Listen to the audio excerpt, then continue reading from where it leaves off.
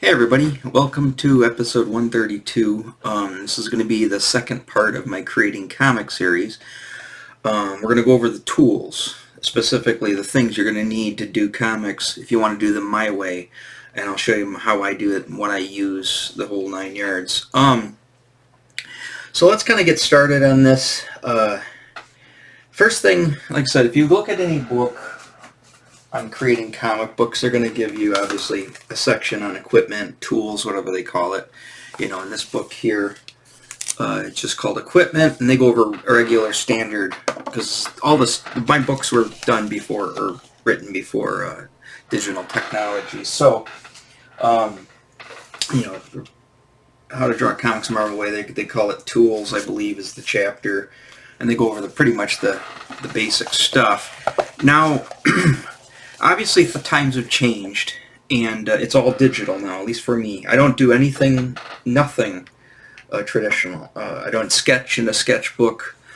I don't draw on paper. I don't draw on bristles. I don't draw with, whatever pencils or ink with whatever brushes. Everything I do right here or on, my computer screen. So, obviously, the first tool you're going to need to do digital comics is you're going to need a computer. Now, most people have computers. I would say probably almost everybody has a computer.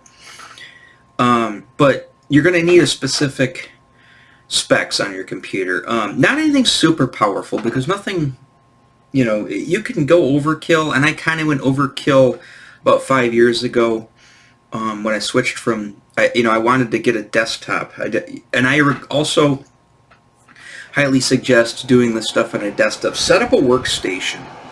The laptops are fine. A small tablet's fine. That's how I started. But it's really hard to do.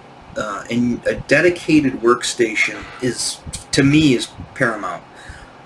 Because it not only is everything more convenient and you got more space, but when you say, I'm going to go do my comics, you're going, it's almost like going to the office. You're going to your station where you're going to work on everything. And everything is organized, everything is in its place. I'm sure you can decorate your table, with action figures and do all the nice little things that you do at any computer, to make yourself, more comfortable and inspired, and do all that type of thing. I'm pretty Spartan. Maybe it looks like my room here is a mess, but really, everything's pretty Spartan. I've got a picture of my son.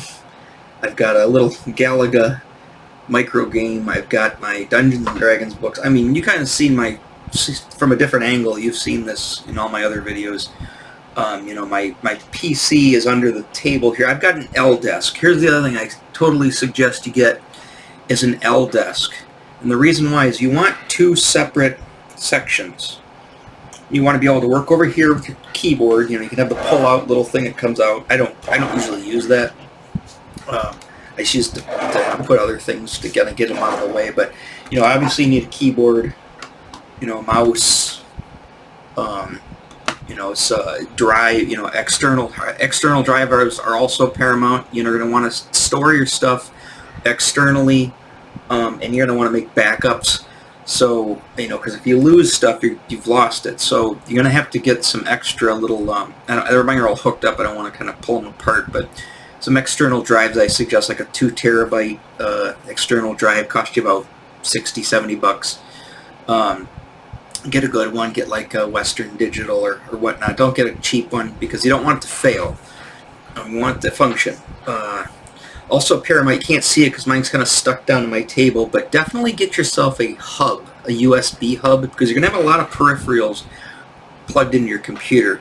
And if your computer doesn't have a lot of ports, USB ports, you're going to need that.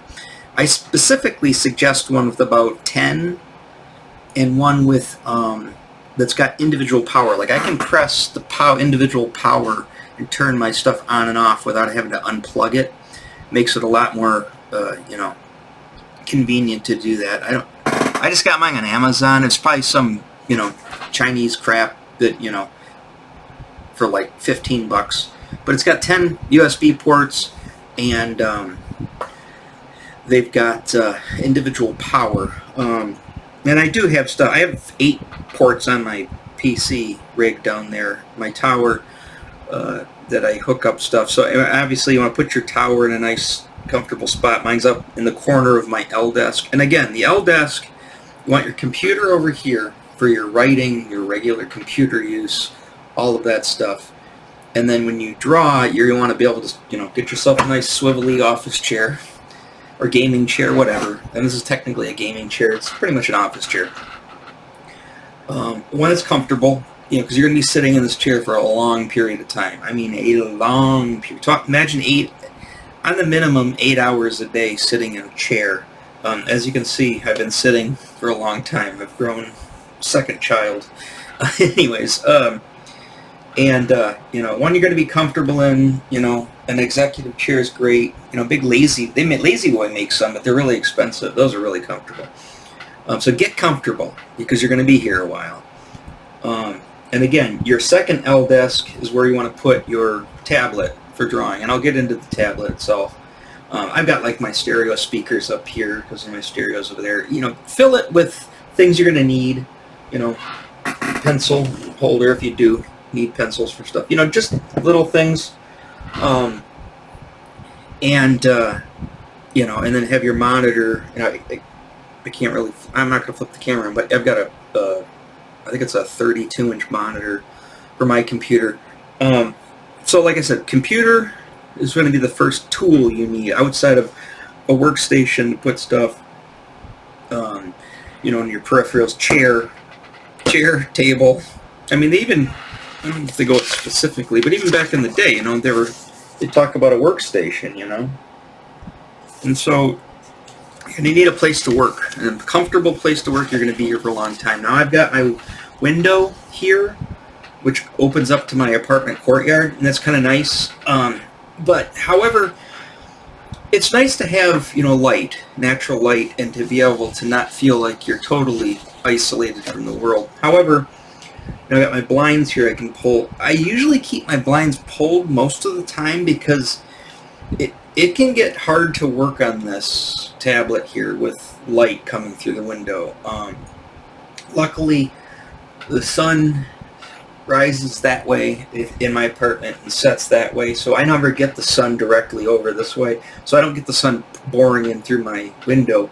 However, it does get bright, and I noticed that it's hard to see sometimes, on your tablet when you got that nice big window in front of you.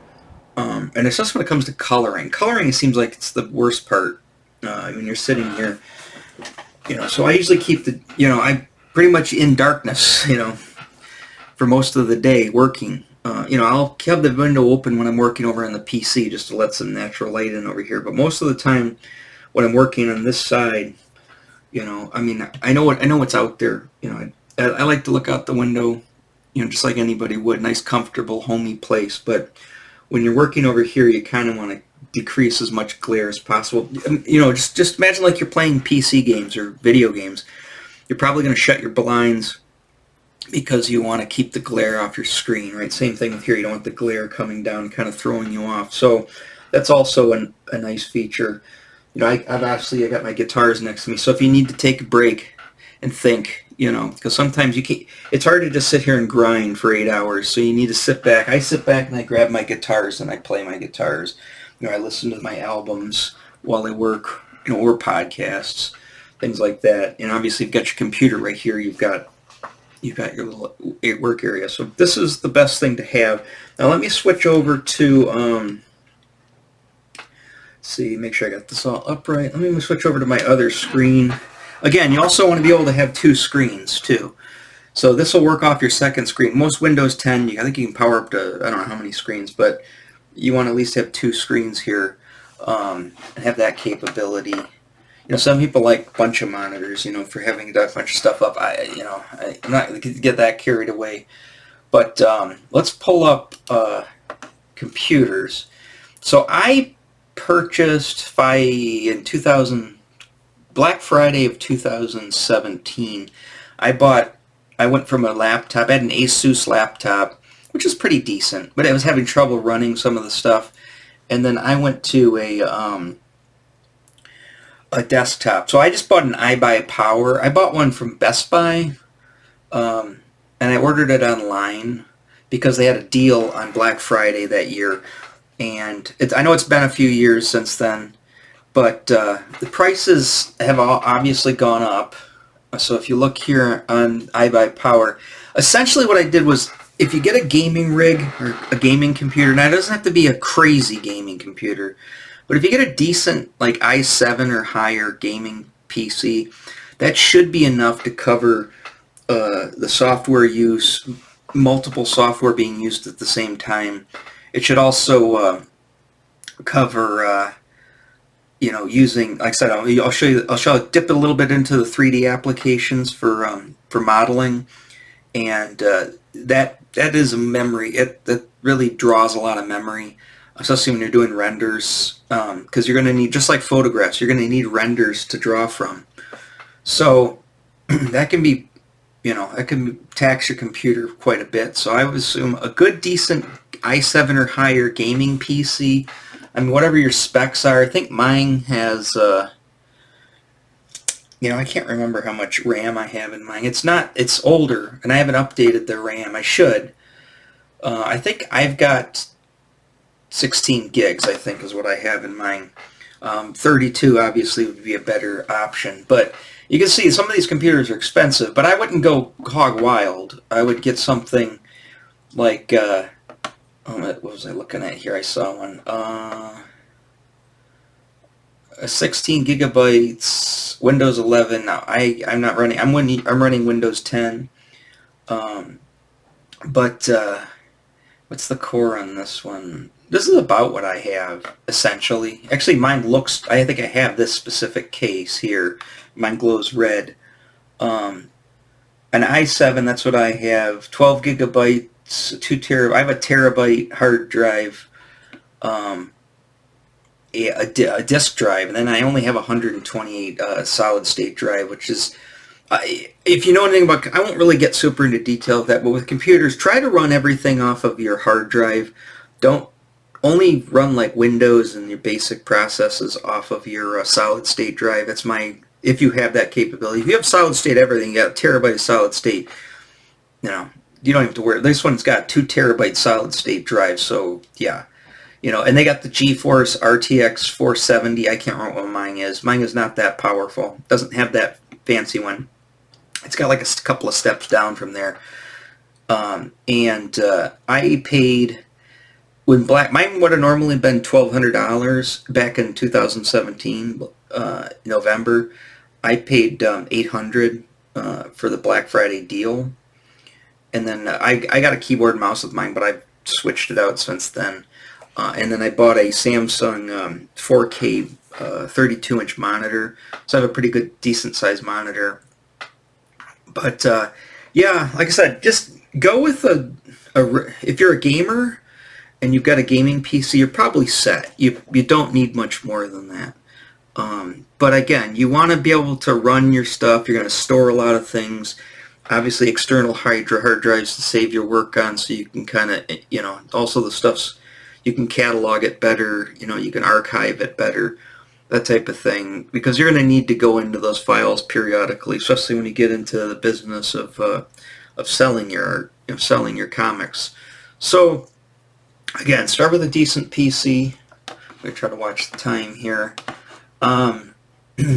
Second thing you're going to need is you're going to need one of these. You're going to need a Wacom. Well, it doesn't have to be Wacom specifically. I've always had Wacoms. I started out with an Intuos 5 back in 2012 when I started my digital art, digital illustration conversion from traditional art, and that was the one you had to use the hand-eye coordination, and I was very petrified of it at first. I thought, there's no way I'm going to be able to get this down. And you know what? Within about 6 months, I was pretty proficient with it. And after like my first year, all of that stuff kind of just melted away and I was fine. However, I did want a Cintiq. And I got this is my second Cintiq. First Cintiq I got was the 12-inch. And it was like night and day. I mean, it just, you could draw right on the screen. It's just like, it leveled up my digital skills pretty quick, and I got that in, I want to say 2016. Yeah, 2016 I leveled up to that, and I had that. I used that pretty much exclusively up until no, actually no, I got it in 2017. I got it around the same time I got the computer. I got a little bit before I got the new computer because I used it with my laptop briefly, and it really wasn't working that well. So and that's one of the reasons why I leveled up with my PC, as I need something more powerful. And that's right about the time I started to go kind of serious. I wasn't doing it full time yet, but I was going serious and needed to, to upgrade my equipment to kind of get stuff out quick. And that's where the money started rolling in more. And before that, I was just taking some commissions here and putting things on once in a while. But I started to really get going in 2017. So, I had to upgrade. And so, like I said, I would go with Wacom. They're probably the most expensive, sure. I mean, you can get other brands of these, but I can only speak for the Wacoms. And I've got the 16, the Wacom 16, and I love it. I've had this for a year now. I got it last Christmas from my friend, the Gifty Buddy. He gave me this one for Christmas last year, and and it's a 100% improvement over the last one I had, the 12-inch. It's bigger screen, obviously. Everything looks better. A lot of people, especially a lot of pros, they go with the big 22 inches, and that's nice, but those are really expensive, and I don't really need that much real estate, although I'm not saying I wouldn't want it, but I don't need that much real estate. I'm happy with the 16, because I'm going to zoom in where I'm working anyways, and I'm working on specific panels. It doesn't have to be this giant, massive, I'm not drawing on like 18 by 24 paper here. I'm drawing on, it's 6, I mean, if you were to take a piece of comic book board and lay it down here, and I'm working on one panel at a time, unless I'm working on like the whole cover. I mean, width-wise, it's wider than a piece of, I don't have one handy, it's buried down there, but a piece of comic book board is about the same size, so that's about all you need. Personally, in my opinion, that's all you need. I mean, to each their own. But go with a good Wacom. Like I said, I think they're great, and that's all you need. I mean, this is all the peripherals you need as far as drawing. You don't, say goodbye to all the other stuff that just is an added cost, messy, takes up space. You've got a screen. You've got the pen, you've got the cords that plug into your computer, and Bob's your uncle. I mean, it's pretty efficient, saves on a lot of space. Everything's pretty tidy. The newer they come out, the more tidy the cords are. The cords on my other Cintiq were a little unruly, but these cords are pretty decent. But yeah, so go to Wacom. I mean, obviously you can go to Amazon or whatever, and also don't be afraid to buy refurbished. It goes for computers too. And if you want to save a few bucks, buy refurbished stuff. This technically is refurbished. That's why my friend bought it for me for Christmas, because I got a hell of a deal on it. And it's refurbished. And when I got it, it looked brand new to me, and it's been brand new to me. And I don't know how long it was pre-owned. But pre-owned stuff, secondhand, especially the refurbished stuff that's been certified through the companies, like Wacom certified it.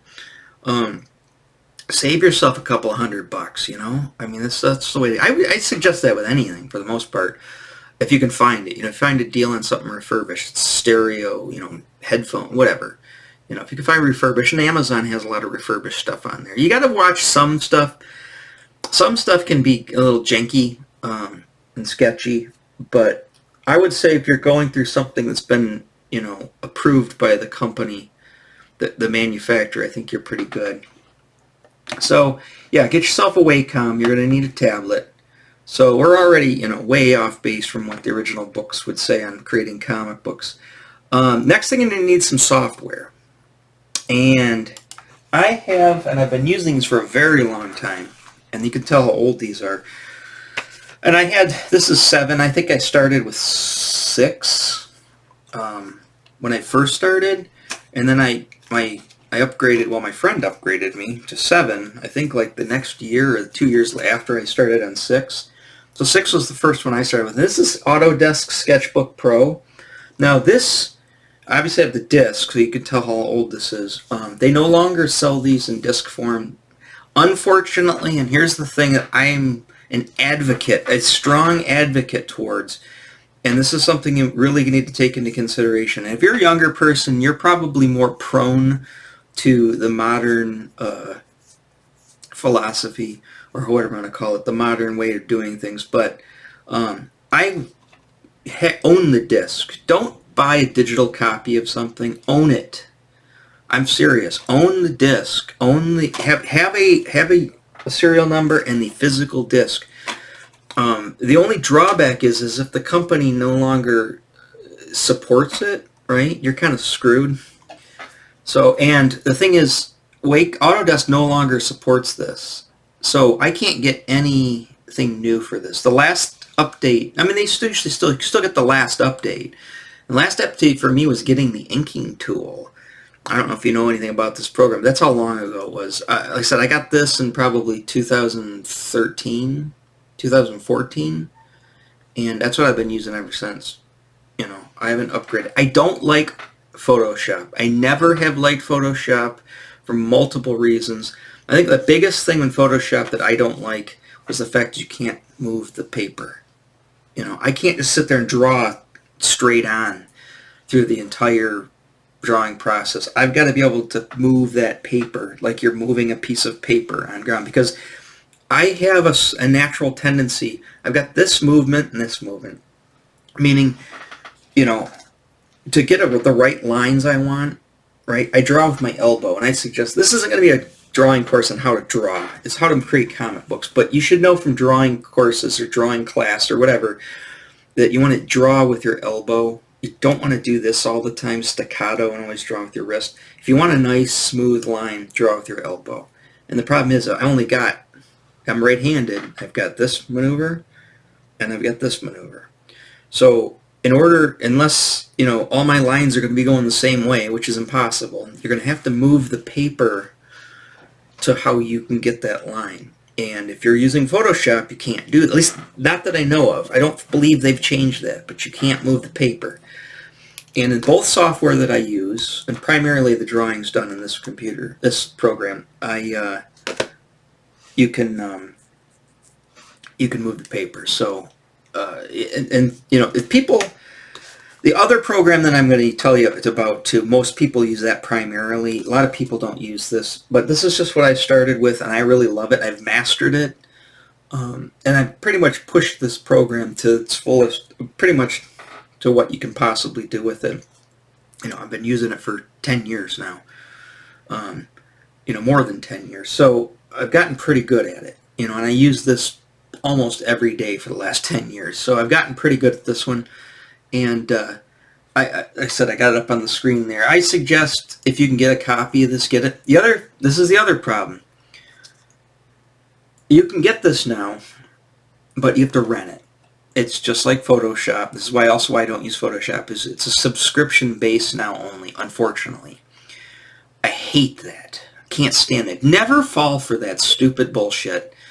Get the disc if you can. Get a serial number. And don't pay monthly to use their equipment or their applications. You know, no matter what they say, no matter all the bells and whistles that, you know, unfortunately, I'm probably, if I keep doing this, I'm probably going to be forced out of using this. But until then, I've got a lot of use out of this. You can use this for a very long time. So I suggest that. Also, right about the exact same time, I've used this for about the same amount of time, and I had the version before this. I had this when it used to be called Manga Studio. Now it's called Clip Studio Paint, and I have the EX, which is the nicer version.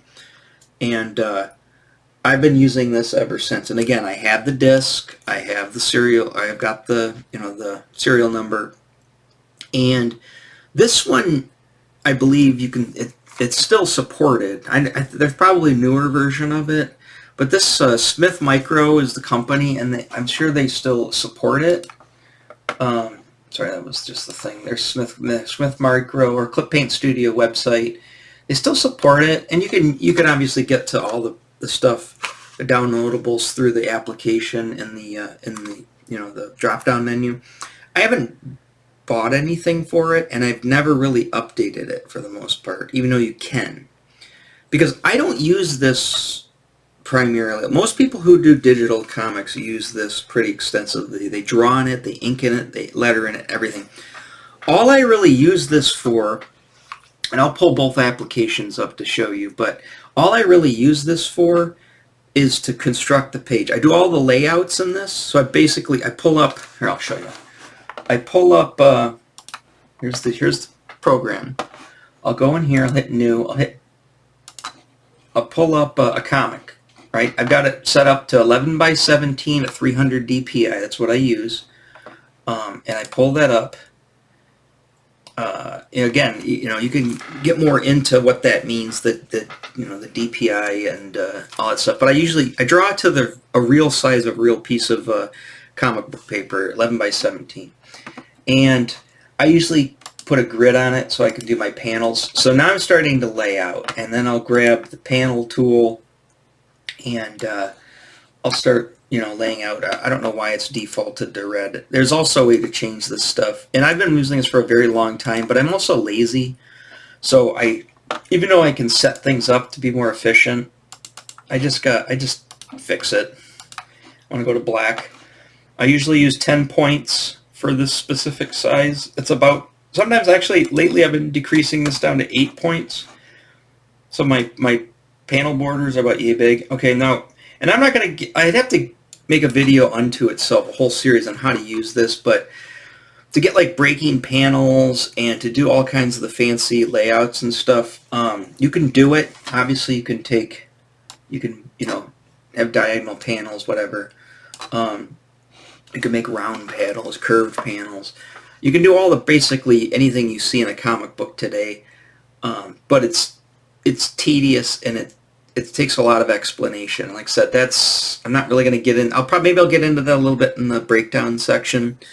But for now, let's just say it's that. So this is, like, again, this is just covering the tools. I'll get into this stuff more specifically. But this is a great program. It's what I use to build everything but the drawing.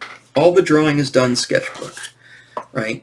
And then I break the page down in here. I export it from here, the breakdowns, to here, and then in here I do the drawing, and then I do the coloring, and then I throw it back here, and then I do the lettering, which I kind of start in the breakdown period to do a rough lettering, and then I letter, and then I do all the other finishing touches in this program. So these are the two primary ones I use. So you're going to need drawing software. So what have we covered so far? We've got a computer, we've got a tablet, preferably something you can draw on the screen, but you can use the Intuos as well.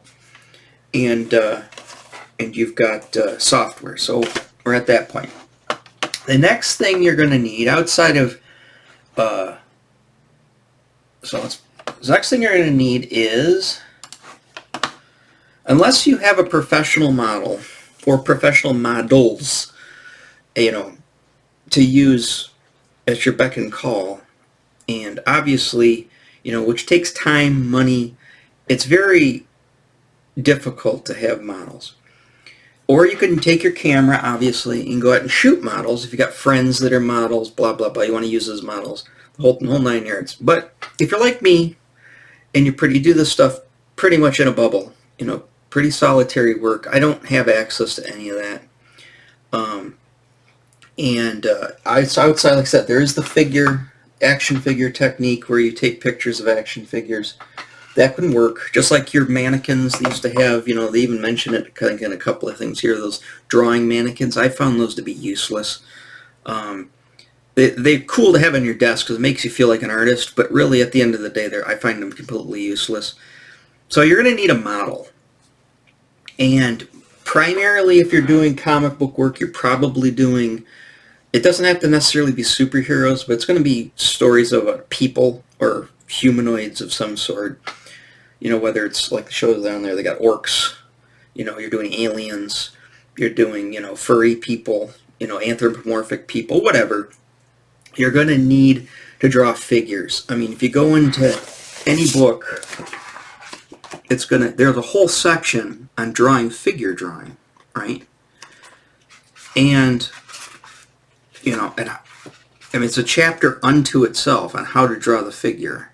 And there's perspective also, which plays into it. But most books start and tell you about drawing a figure, and they got to be so high and blah blah blah. And, you can kind of throw this stuff out the window for the most part, because you're going to use models, and the models are precise and perfect for the most part. It also depends on your model, but if you've made a perfect model, or if you've got good models, you don't really need to. It's a good idea to know that stuff. And again, I'm not going to discredit learning how to life draw, because obviously that's what I had to do first before I could use any of this stuff. I developed all my chops for years prior to ever going digital.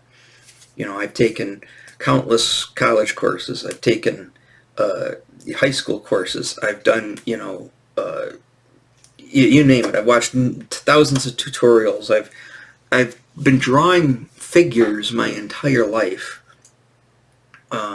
So I kind of know, I have all of those chops already pre-built. And if you don't, you're going to be at a disadvantage. So I would say learn to draw people and figures and everything, whatever possible way you find. If you like to draw anime figures and you like more of an anime slant, then focus on that. If you like myself, I started drawing in the early to mid 80s with comics, specifically Marvel Comics. That's why I love this book.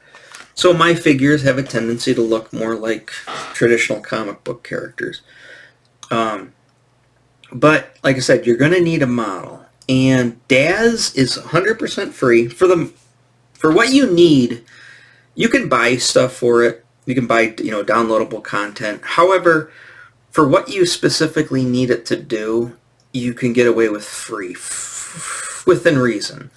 But it's going to take time. Just like learning to master drawing humans, drawing figures the traditional way, you're also going to have to learn how to model. And that is a daunting task. And I've spent pretty much the last 11 years starting this digital, and I actually had programs back in like the late 90s when I first got into using a computer. With Poser, the original Poser. I had Poser 1 when it first came out. So that tells you how old I am. But anyways, when Daz came along, I found it, and I was like, I like Daz a lot better than Poser, and Daz was free. Like I said, you can buy content up the yin-yang for it. Trust me, you could spend a fortune on downloadable content. But for what you need it for to draw comic books, you can get away with pretty much the basic setup. Like I said, within reason. You can change it. If you want to add a few things to it, that's fine. And I'm going to go to that as well. So there's the website for Daz, and obviously shops. Like I said, I wouldn't really worry about the shop so much, because the shop is all about spending money on stuff. If you want outfits, you want hair. I try not to use the hair models that much at all, because the hair looks bad. Some of it's okay, but most of it is bad. And I can draw hair, just draw it by hand, just like you draw on your own figures. If you make your own figure, you have to draw the hair on it. And unless you have like a complicated hair, or it's a hair you just want to use like a base hair to kind of get the idea. But the problem is, you have to move the hair, because when figures move, hair moves, right? Especially if they have long hair. Obviously if you have short hair, but if they have a ponytail, that ponytail is going to move. And if somebody's upside down and they look like their hair is perfect, it's just like, okay, well, you have to compensate for that. And you can model it and pose it, but it's a pain in the ass. So I highly suggest that you don't use the hair. Same thing with textures. Don't need them. And this is why I'm saying you don't need a lot of computer power, although it's nice to have it when you need it, is you don't really need to,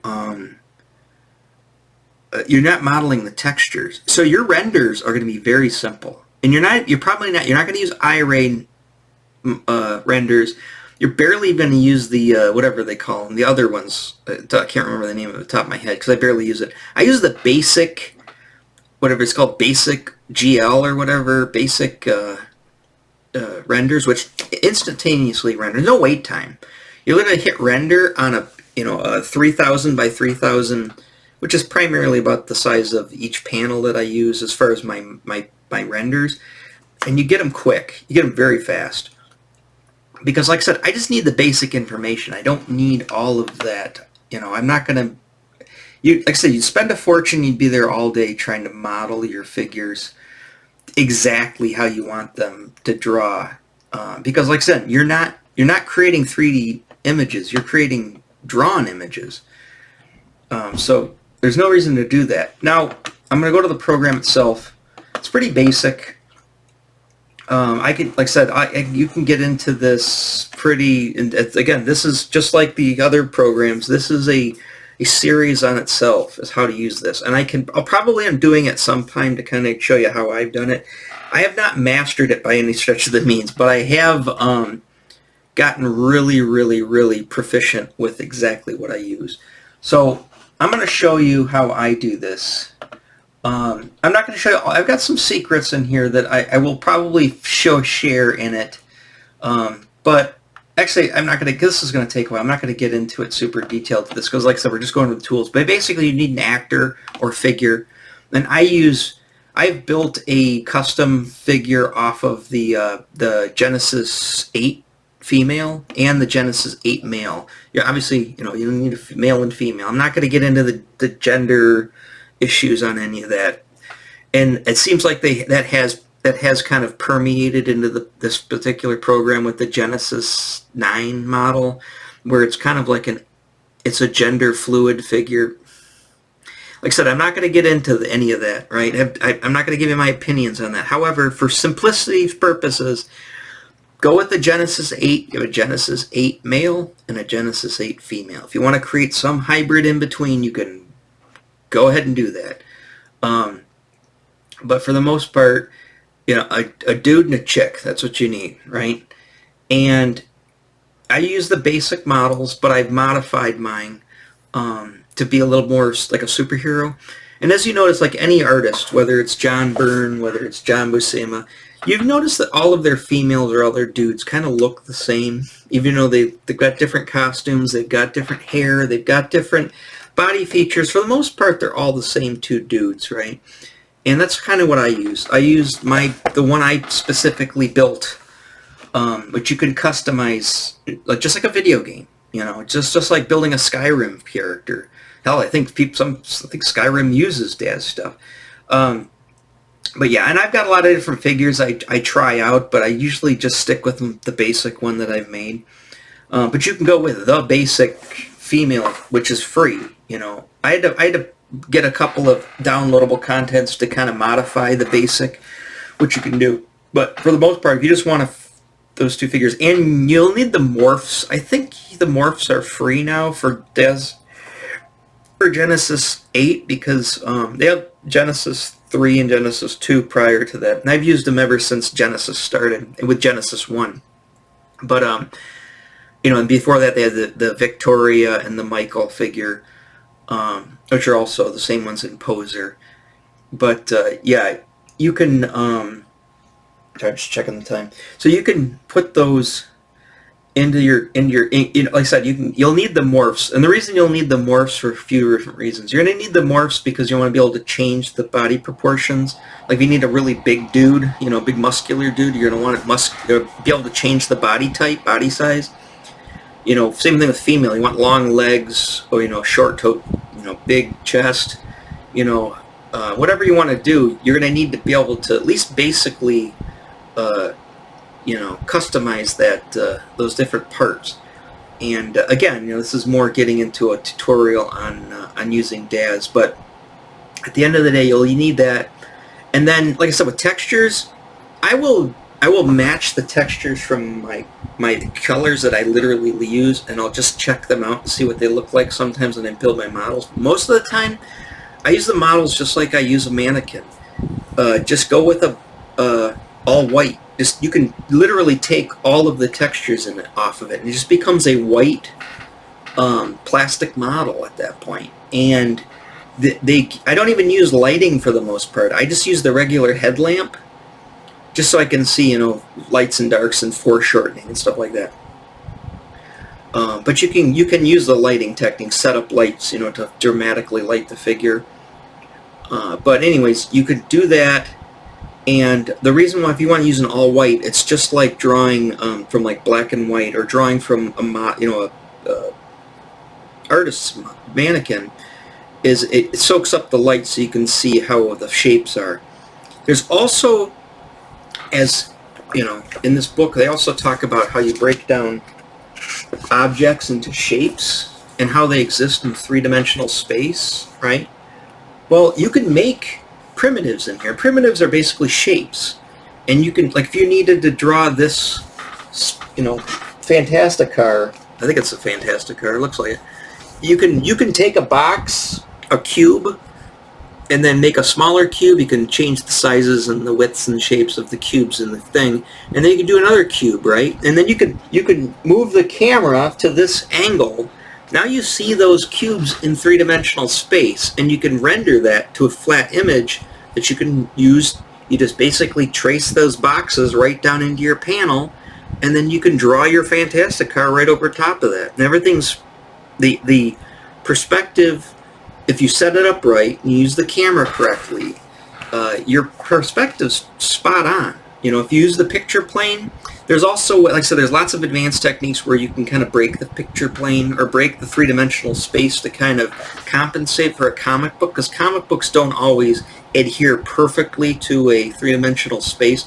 I know I'm kind of getting over everybody's head here, but like I said, this takes a lot of mastery. So again, this is my basic comic creating course. So you're going to want to, if you're going to use DAZ or Poser or any type of 3D modeling as you're modeling, it's going to take, there's a learning curve to it, and it's going to take some time to get to use it properly. Again, you're not making 3D. You're not making a 3D comic book. You're not making 3D art.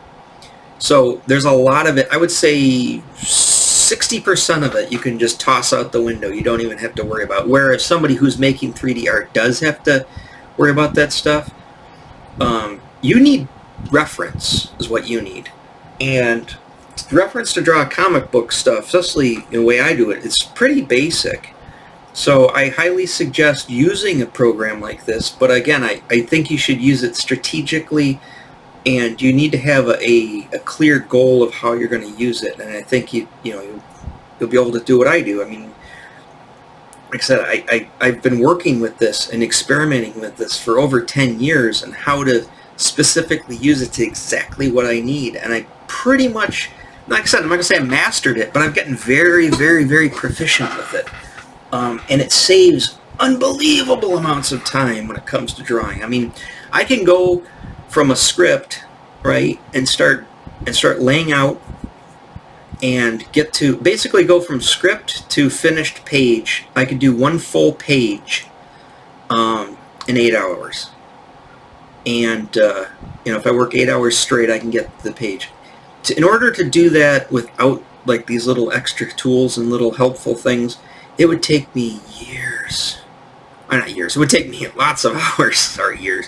It took me lots of hours to get to that point. And I don't need to go.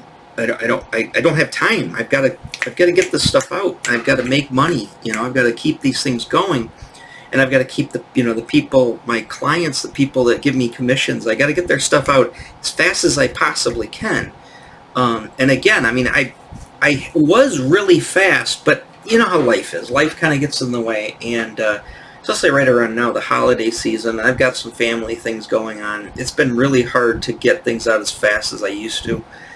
And again, and then I've got the book that I do, the series that I do online, so I've got to work on that too. So I got a lot on my plate.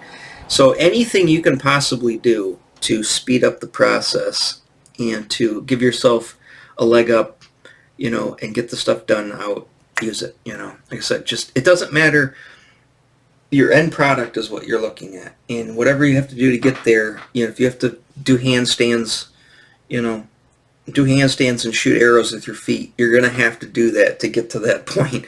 And this is shooting arrows with your feet and doing handstands. So again, Daz absolute, and this is steroid. These are Larry Elmore, the guy, Dungeons and Dragons guy. He said, that there's a problem with using computers for art, and then there's also benefits. And he says you can take a person, who's got basic art understanding, and it's like putting them on steroids. And I 100% agree with this. These are steroids. Now, if you're a really good artist to begin with, and you're beyond, basic art understanding, those steroids are going to make you into a monster. Make you omnipotent. So, I'm not advocating for real steroids, but when it comes to what I'm talking here, take the roids, get jacked. Take the stuff. So, so that's that tool. What else did I pull up? Okay, one other tool that's probably beneficial. There's a recent CBR comic book I got. I just threw it up there, a She-Hulk comic. Is a CBR reader. Now, you don't necessarily have to convert all of your comics into a CBR. If you're not going to print them, sure, you're going to want to put them online somehow. And I don't publish my comics, nor do I do any of my, my commissions as CBRs. I do them as individual pages. But having a CBR reader, obviously outside of being able to look at other comic books and read them, going through and reading them. One thing that's nice that this thing does, it also does this, which is cool. You can separate, you can do this and put a little shadow on it to make it look like you're reading a book, but I used to leave the shadow off, is you can look at the pages together, and I find that invaluable. As you're drawing comic books, if you draw a page and you want to draw the next page, and after you're done drawing the two pages, you want to kind of stack them up, just like holding up two pieces of, chair's falling over. If you want to hold up two comic book pages, actual physical pages next to each other to kind of make sure that they flow well and that they look dynamic together and they complement each other page after page after page. The best thing to do is use this program. So what's going to do is, and as you can see, it's going to compare that page to the next page, and then that page to this page, and then that page to this page. And you can go through and you can look and say, okay, my stuff looks like it's flowing well. And I do this every time I get two pages together. I make a CBR, and I'll try to make that easy. They're really simple. And you make a CBR, and you can scan through the comics. Now, if you want to publish your comic as a CBR, you also have that option too. You can put the cover on the front, and you're just ordering your pages how you normally order your pages, and then you just go through and you you put that through. You guys have seen my videos and stuff where I use CBRs. So having a CBR reader, I use this one, which is comic book, what's it called? Does that have a name? A website. Hey, look at that. Let's go to the website. C-Display EX, that's what I use. I also use it, you can get it on your tablet and your phone. I use it on everything. That's why I basically put my comic book collection on my tablet so I can read my comics on the go. Or I'd rather read them, reading like a book than sitting here at the screen. So this is also another tool that I would use as a CBR reader. Like I said, this might not be your end game. You might not be creating CBRs as your final product, but it's always good to have along the way as you're doing your comic, because you can compare pages. And really, it's tedious to kind of, the easiest way to put two pages next to each other is throw them up in this, and just see how the flow is, see how the dynamic flow of the pages and how the pacing and all that stuff. And hey, did I get too heavy with the blacks on this page? Maybe I need to go back and balance out my blacks to the other page so it's not such a dramatic cut. Like I said, this is all the nuts and bolts of making a comic, and I just want to go over the tools here. So those are your basic tools that you need. Outside of that, obviously comic books, just like whatever comics you're into, comics, whether they're actual physical comics, or you've got, digital comics, whatever. You're going to need comics to look for, for inspiration, to, draw from example. I mean, that's what I did. I mean, even though I had books like this back in the day, most of my comic book chops I got was by reading comic books. It's just like a writer. I mean, the best way to become a really good writer is to read. So, same thing. With this, you're not just reading, you're looking too. You're using your eyes. So, if you want to draw She-Hulk just like she is there in that comic, or whoever that guy is. I haven't read this comic yet, but if you want to draw them like that, you're going to need reference to draw them like that. And what's the best reference than something that's, except someone, you have a client that says, hey, have you seen the new, whatever it is, have you seen issue 3 of She-Hulk, of Sensational She-Hulk? This is a modern comic. You'll say, no, I haven't. And they said, oh, well, can you draw She-Hulk just the same way that, who's the artist? Andre Genolet?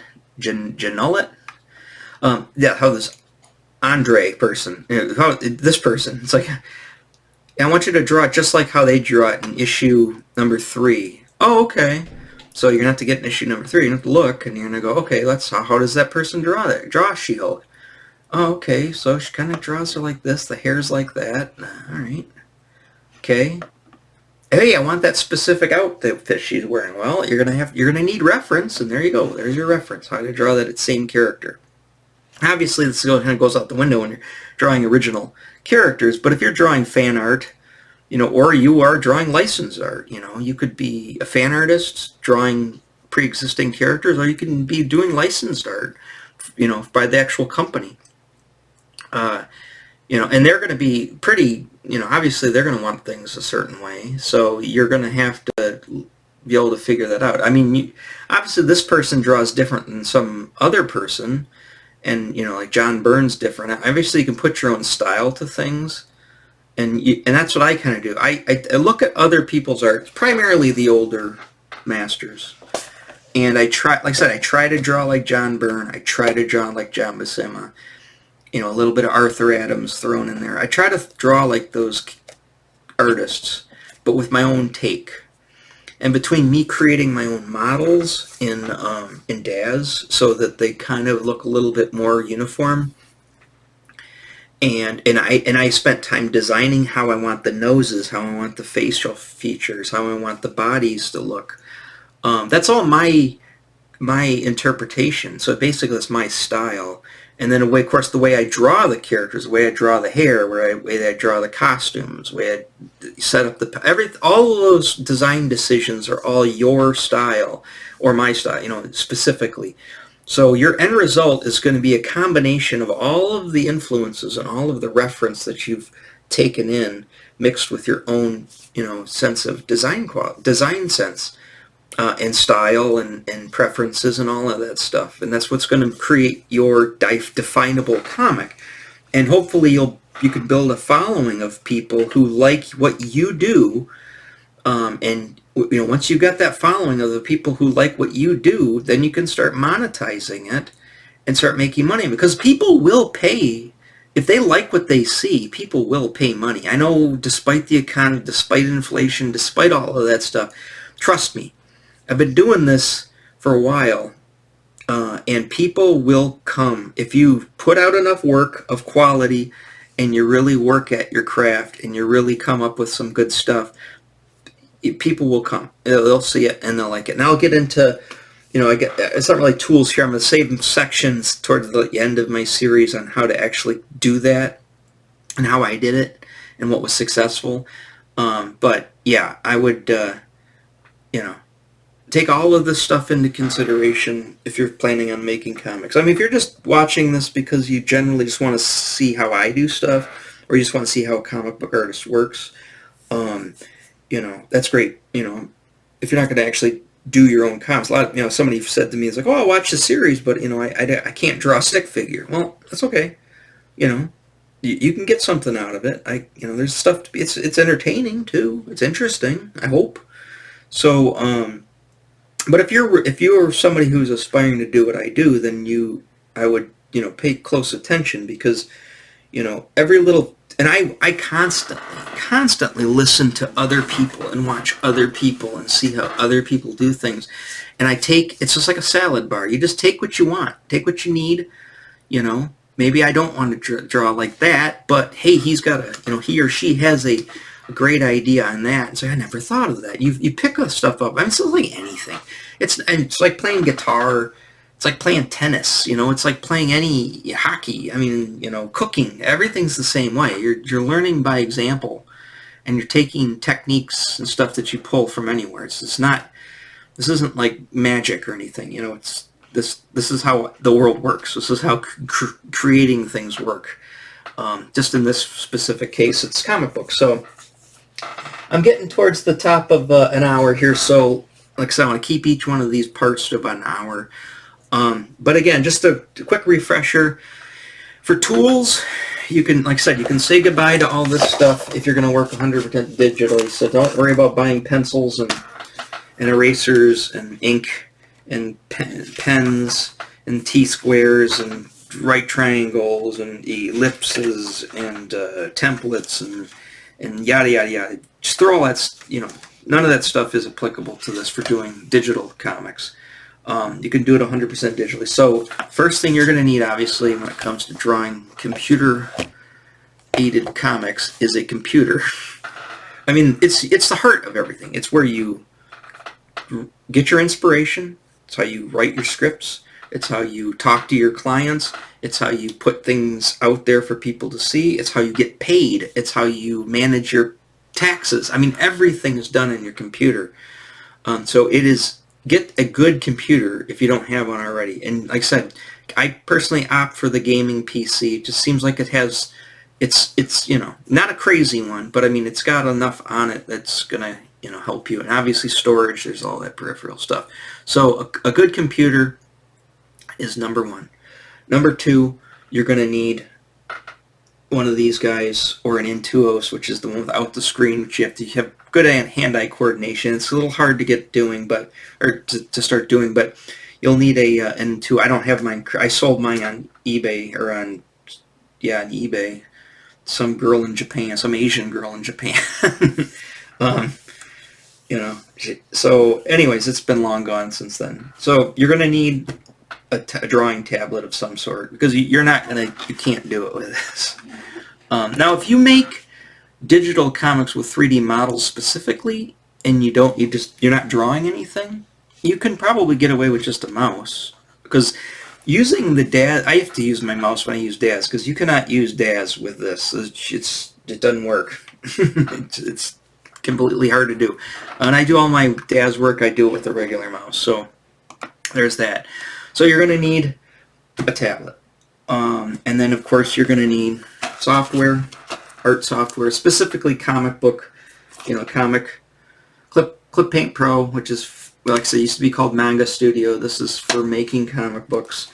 Autodesk has a great simple drawing tool. It's very powerful, and I use it. Of course, this one's, it's changed. It's morphed into something new. There could be something else. You could also do everything in just this, but you're going to need software of some sort. And then you're going to need, like I said, I highly suggest using 3D models for your models. Otherwise, you can use the whole camera and action figure deal, camera and real people deal. You're probably not going to draw from like models, sitting there with your sketchbook, drawing a model. It's probably not what you're going to do. You're going to take photographs, even if it's Polaroids. I don't know if anybody uses Polaroids anymore, but you're going to take photographs of your models, so you have that reference. But again, I highly suggest getting into DAZ and 3D models. So there's that. And then, of course, CBRs, a CBR reader to kind of create, kind of read your comics. And obviously I'll get into, in the end of the series, we're going to get into publishing. So there's DeviantArt, Patreon, there's platforms for distributing your comics out there. The nice thing about doing everything yourself is you become you're the only person. I mean, you are unless you're working from a script from a writer, or you're working for client work, which chances are, hopefully, they've got a script for you. You're doing everything. And that's just the way you create it. So I'm going to let you go, and I will see you on the next episode, which should be writing scripts. I think I'm trying to follow these books kind of in their order, the way to do it. I think it's scripting. So the next video we're going to be scripting. Oh yeah, by the way, I'm probably going to try to post this before I leave. I have to run out of town for some family matters that's kind of taken urgency, and I'm going to be gone for a little bit of time, so I'm not going to be back. So all my movie, or I'm sorry, my YouTube stuff's going to be kind of thrown off a little bit. So bear with me with that. And same thing with my artwork and my other stuff and everything. I've already sent out messages to people, so I'm going to be gone for a little while. I have to run out of town. I'll be back. It's nothing to worry about, but I'm just saying I got to take care of some family matters. It's pretty pressing urgently. And now that the holidays are over, we had kind of something come up, so I got to take care of that. Otherwise, sorry, I just dropped my pen. I will catch you on the next video. I'll probably record that when I come back. All right, talk to you then. Bye bye.